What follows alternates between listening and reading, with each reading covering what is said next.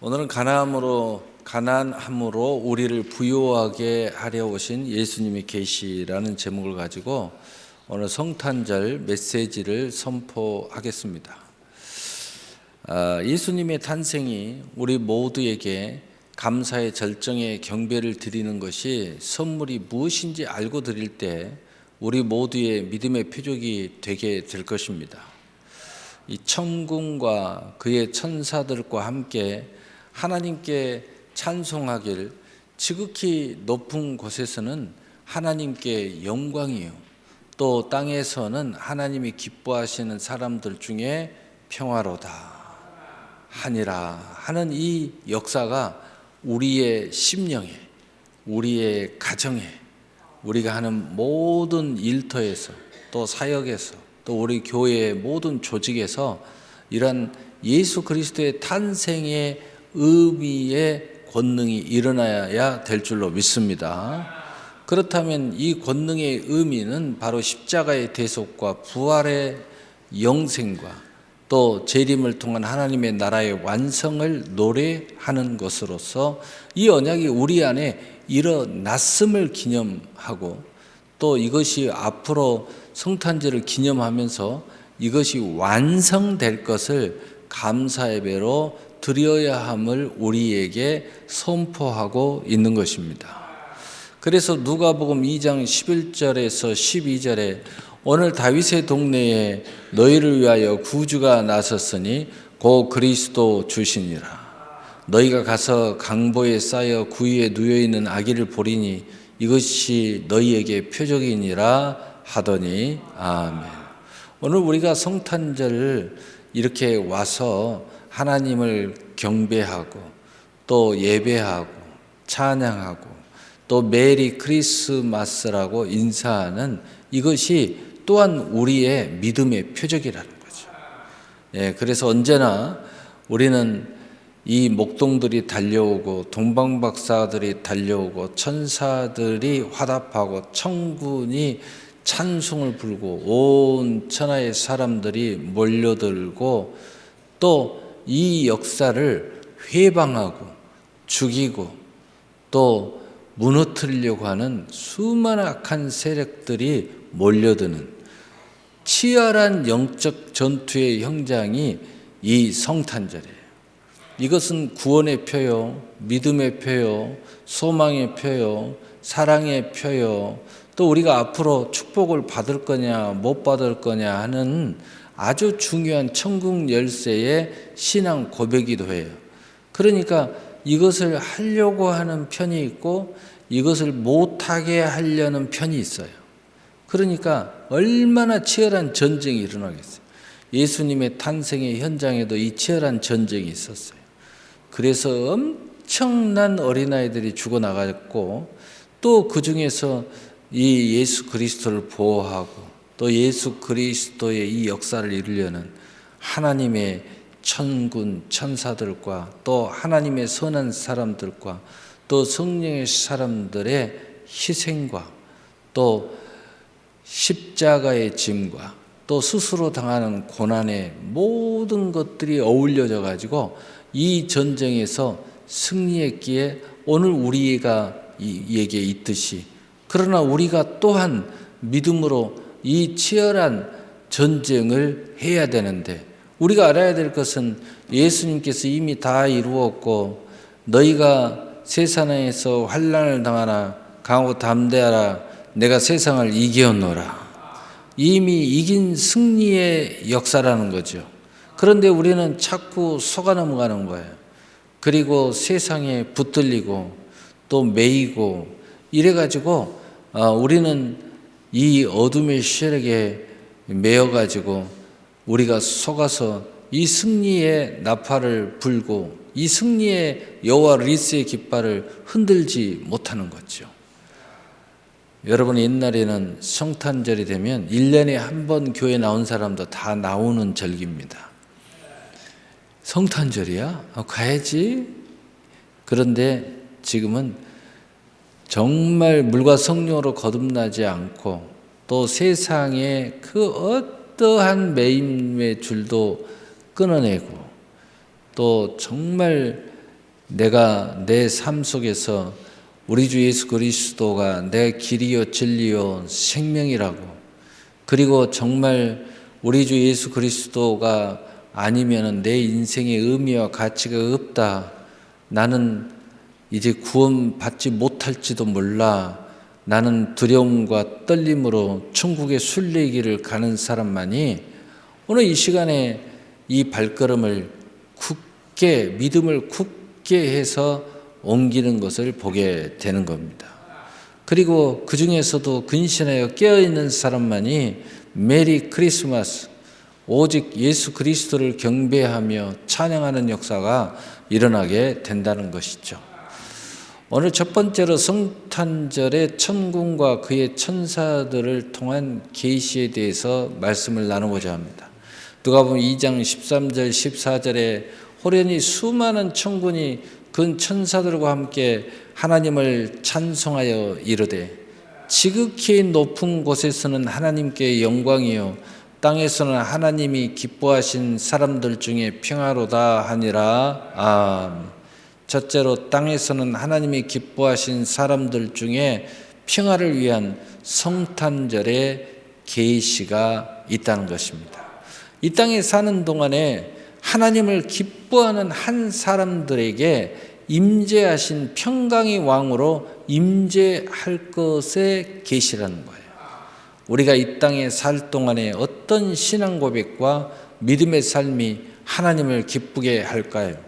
하나님을 기쁘게 사는 사람들에게 평강의 왕의 모든 축복으로 가득 차게 될 것을 계시하고 있는 것입니다. 생명을 얻되 더 풍성히 얻게 될 것을 계시하고 있습니다.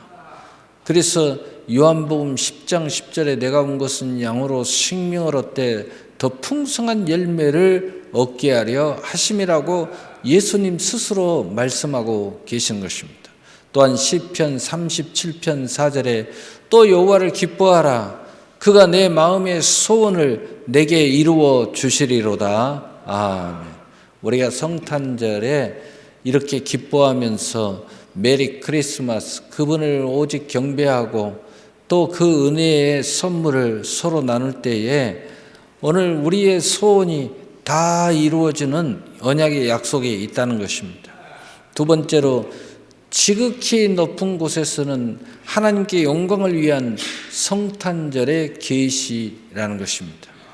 하나님께 영광을 돌리는 사람에게는 지극히 높은 곳에서는 상과 면류관이 있을 것을 계시하고 있습니다. 하나님께 영광이 되는 신앙적 고백적 삶과 믿음은 어떤 모습일까요? 깊이 생각하며 하나님의 영광된 세상에 살아가는 시간을 가질 때에 하늘에 우리의 영원한 영광이 쌓여서 우리에게 주어진다는 계시인 것입니다. 첫째는 하나님의 약속에 아멘하는 사람이 약속을 붙잡는 약속의 사람이요 영광의 주인공이 될 것을 말씀하고 계시는 것입니다. 그래서 고린도후서 1장 20절에 하나님의 약속은 얼마든지 그리스도 안에서 이해가 되니 그런즉 그로 말미암아 우리가 아멘하여 하나님께 영광을 돌리게 되느니라. 아멘. 둘째는 이 땅에서 무엇을 하든지 영광을 위하여 하는 사람이 영광의 주인공이 될 것을 말씀하고 계시는 계신 것입니다.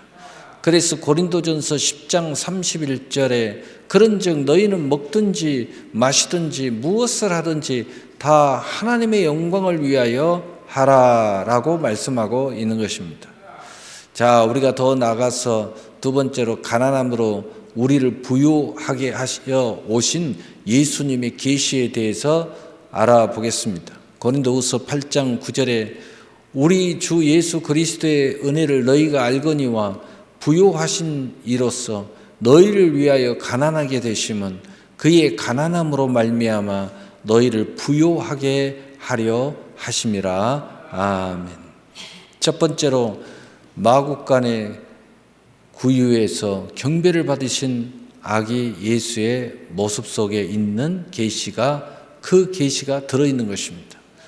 그래서 누가복음 2장 11절 12절에 오늘 다윗의 동네에 너를 위하여 구주가 나셨으니 곧 그리스도 주시니라.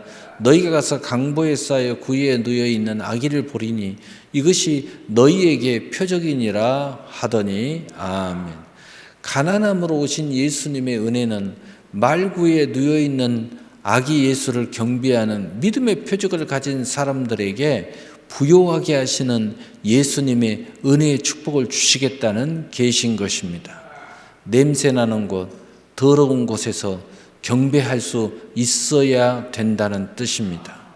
보통 마구간은 약 5만의 세균이 가득하다고 합니다. 이 더러운 것이 바로 교회인 것입니다. 교회가 더러운 것이 아니라 교회 안에 있는 죄인들이 더럽다는 것입니다. 사람들이 5만 마리의 세균이 득실거리듯이 죄가 득실거린다는 것이죠.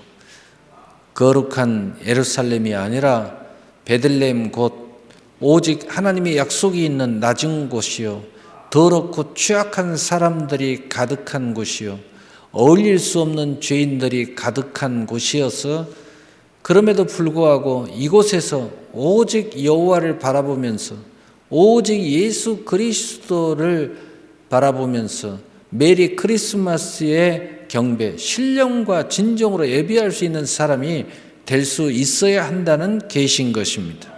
그래서 신앙생활하면서 교회가 어쩌니 저쩌니, 교인이 어쩌니 저쩌니 그런 사람들은 예수님을 경배하고 있지 못하는 것입니다. 예수님을 진실로 경배하는 것은 마구간에 무릎을 꿇고 더럽고 추악한 냄새나는 곳에 무릎을 꿇고 들어와서 최고의 왕이 받는 그 예물을 드릴 수 있는 신앙 고백이 있어야 되는 것입니다. 우리는 이렇고 더럽고 취약한 사람들을 아랑곳하지 않고 나도 그 중에 한 사람인 것을 알고 오직 주님을 바라보면서 우리가 개과천선할 수 있다는, 거듭날 수 있다는, 새로워질 수 있다는 소망을 가지고 먼저 나부터 새로워질 것을 결단하면서 이렇게 예배할 수 있어야 된다는 거죠. 이 사람의 신앙 고백적 신앙생활이 우리 주님께서 부요하게 하시는 축복을 허락하시겠다는 말씀인 것입니다. 두 번째로 마구간에 들어가 구유에 아기 예수께 경배한 동방박사 세 사람에 대한 계시입니다. 마태복음 2장 11절에 집에 들어가 아기와 그의 어머니 마리아가 함께 있는 것을 보고 엎드려 아기께 경배하고 보비압을 열어 황금과 유황과 모략을 예물로 드리니라. 아멘. 동방박사 세 사람이 바로 그들이라고 성경을 계시하고 있습니다. 이들처럼 겸손한 모습이어야 됩니다. 동방박사는 많은 성경학자들이 말하기를 이제 왕의, 이 소도시의 왕에 해당하는 그러한 사람들이라고 말하고 있습니다.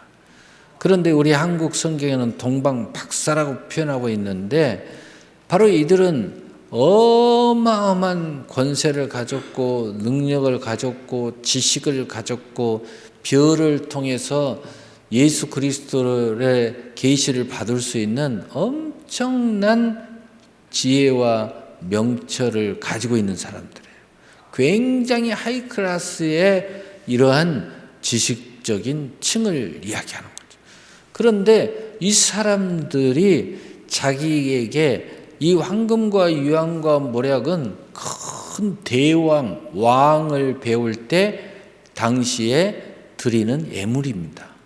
그런데 이들이 그것을 준비해서 예수님께 무릎을 꿇고 엎드려서 경배를 한다는 것, 바로 이것은 최고의 겸손한 모습을 상징하고 있습니다. 이 세상에 어떤 영혼도, 어떤 대통령도, 어떤 지혜자도, 어떤 권세자도, 능력자도, 잘난 사람도 겸손한 모습으로 마구간에 들어와서 무릎을 꿇고 자기의 최고의 예물을 가지고 하나님을 경배할 수 있는 겸손함이 있어야 비로소 우리의 신앙 고백이 될 수 있을 것을 말씀하고 있는 것입니다. 그래서 낮고 낮은 겸손함과 더러움과 추악함이 가득한 마구간의 모습을 극복하고 경배한 신앙 고백은 평강의 왕으로 나가게 하므로 평강의 왕이신 예수님께 경배하는 신앙 고백이 생명을 얻되 더 풍성한 열매를 맺는 삶이 될 것을 말씀하고 계시는 것입니다. 그래서 우리는 하나님 앞에 축복을 받으면 받을수록 하나님의 지혜가 넘쳐나면 넘쳐날 수 있고 능력이 넘쳐나면 여유가 더 많아지면 많아질수록 또 내가 정말 깨끗하게 살면 살수록 그러나 영적으로는 더 겸손해져서 더 낮은 사람과 함께 예배할 수 있어야 된다는 거예요. 그런 현장에 내려가서 하나님의 뜻을 실현시킬 수 있어야 된다는 거죠. 진실로 내려가서 봉사활동을 하고 또 하나님의 나라를 세울 수 있어야 되고 또 그런 한 영혼을 위해서 헌신할 수 있어야 진실로 우리 주님을 믿는 크리스찬의 신앙 고백이 된다는 것입니다. 그래서 예수님께서도 지극히 작은 소자에게 한 것이 곧 내게 한 것이니라 라고 말씀하고 계시는 것입니다. 세 번째로 우리의 경배하는 믿음이 임마누엘의 표적을 가지게 될 때에 우리는 진실로 예수님을 경배하는 메리 크리스마스의 신앙 고백이 될 수 있을 것을 계시하고 있습니다. 마태복음 1장 23절에 보라 처녀가 잉태하여 아들을 낳을 것이요 그의 이름은 임마누엘이라 하리라 하셨으니 이를 번역한 즉 하나님이 우리와 함께 계시다 함이라. 아멘. 어떨 때 이 예수님이 우리와 함께 계신다는 신앙 고백이 될 수 있을까요? 어떨 때 예수 권세, 내 권세가 될 수 있을까요? 지금까지 이야기하는 모든 것은 영적인 아주 기초입니다. 반석의 주초를 놓은 거예요. 자, 그렇다면 이제 실상의 삶에서 능력이 나타나야 되는데 첫째는 예수님께서도 말씀하셨지만은 심는 대로 거두리라는 부요함에 계십니다. 그래서 대표 9절 고린도후서 9장 6절에 이것이 곧 적게 심는 자는 적게 거두고 많이 심는 자는 많이 거둔다 하는 말이로다. 아멘. 예수님께서도 선한 것으로 심으면 영생의 것으로 악한 것으로 심으면 영벌의 것으로 거두고 너희가 헤아리는 것으로 도로 헤아림을 받으리라. 예수님도 똑같은 말씀을 하셨지만 대표 구절을 제가 읽은 것입니다. 두 번째로 예수 이름으로 구하는 부요함에 계십니다. 우리가 예수 이름으로 기도할 줄 알 때에 이제 이러한 놀라운 계시가 우리의 삶 속에서 권능으로 나타나게 되는 것입니다. 그래서 요한복음 16장 24절에 지금까지는 너희가 내 이름으로 아무것도 구하지 아니하였으나 구하라 그리하면 받으리니 너희 기쁨이 충만하리라. 아멘. 우리가 예수 이름으로 기도할 수 있어야 된다는 것입니다. 말보다는 기도가 앞서야 된다는 거예요. 또 행동도 중요하지만 행동보다 기도가 앞서야 된다는 겁니다. 기도하면서 말하고 기도하면서 행동하고 기도하면서 꿈꿔야 된다는 것이죠. 세 번째로 먼저 그의 나라와 그의 의를 먼저 구하는 그러한 부요함의 계시가 있는 것입니다. 그래서 예수님께서 마태복음 6장 33절에 그런즉 너희는 먼저 그의 나라와 그의 의를 구하라 그리하면 이 모든 것을 너희에게 더하시리라. 아멘. 우리는 어떤 가운데서도 하나님의 나라와 그의 의, 한마디로 하나님의 뜻이 어디에 있는가? 먼저 하나님이 기뻐하고 원하심이 어디 있는가? 이것을 먼저 우리는 생각하고 구하고 행동할 줄 알을 때 우리가 막연히 이렇게 예배 하나를 드리는 것도 엄청난 일이지만 우리의 영혼육 삶에 실제하는 삶 속에서 오늘 예수님의 부요의 결실의 역사가 우리에게 일어나게 된다는 것입니다. 오늘 말씀을 마치겠습니다. 우리 그리스도인들의 산 소망 되신 예수님은 가난함으로 우리를 부요하게 하려 오신 우리 주 예수 그리스도의 심을 믿으시기를 바랍니다. 하나님을 기뻐하게 하시는 그리스도인, 하나님께 영광이 되시는 모든 삶을 살아가는 그리스도인, 더럽고 추악한 죄인들이 가득한 교회에서 오직 은혜를 의지한 믿음으로 오직 하나님 되신 예수님을 예비하는 그리스도인, 우리에게 은혜로 주어진 믿음으로 심고 거두고 기도하고 먼저 그의 나라와 의를 구하는 삶 믿음, 하나님의 뜻이 우리의 삶 속에서 어떻게 펼쳐진가를 쳐다보고 그것을 구하고 그것을 그리고 그것을 꿈꾸는 삶 믿음으로 오늘 성탄절을 맞이하시고 또 이 성탄절에 하나님의 은혜의 선물을 가슴에 품으시고 일생을 임마누엘 하신다는 확증의 역사, 오늘 예수님이 나와 함께 하신다. 우리 하나님이 나와 함께 하신다. 하나님의 축복의 약속이 나와 함께 하신다. 오늘 내가 말하고 또 선포하고 행동하고 꿈꾸고 또 우리가 하나님의 약속의 실상과 증거에 대한 가정에서 또 직장에서 또 기업에서 또 우리의 신앙생활에서 또 우리의 자녀들의 미래에서 또 우리의 인생을 통한 결실에서 꿈꿀 때에 하나님께서 24년 역말에 역전의 하나님의 선물을 받게 될 것입니다. 왜냐? 목사님 저는 30년 후에 꿈을 꾸고 있는데요. 그때 받아야 되지 않아요? 그렇지 않습니다. 지금부터 그 증거들이 들어오기 시작하는 것입니다. 그것이 모아서 그리고 그것이 겹쳐질 때에 30년 뒤에 당신이 꿈꾸는 것이 10년이 앞당길지 5년이 앞당길지 그건 아무도 모릅니다. 하나님이 계획하시고 역사할 거지만 그것이 이제 성취되는 역사가 일어나게 되는 거죠. 그래서 24년 연말에 역전의 하나님의 선물을 받는 것도 중요한 것입니다. 이 선물을 받게 될 줄 믿으시기를 바랍니다. 동시에 25년 역전의 선물이 더하여 시작되는 산 소망을 맞이하시는 주인공으로 예수님의 모든 부욕케 하시는 축복이 가득 차게 될 것을 믿으시기를 바랍니다. 여러분이 그 주인공이 되시기를 우리 주 예수 그리스도의 이름으로 축복합니다. 축복합니다. 사랑의 하나님